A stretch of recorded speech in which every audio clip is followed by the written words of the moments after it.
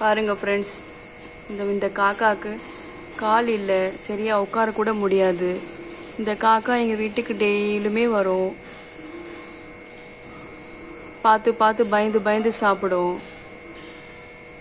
அதோ தெரியுது பாருங்கள், ஒரு வீட்டில் கம்ப்ரெசர் ஏசி உடையது, அங்கே தான் அது வாழும்.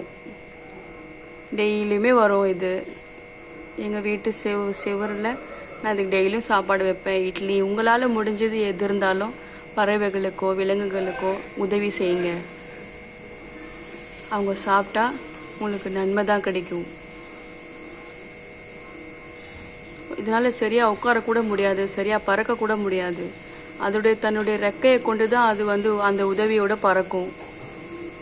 இந்த மாதிரி காக்கா குருவிலாம் பார்த்தீங்கன்னா சாப்பாடோ தண்ணியோ வைங்க friends. It's my request, please.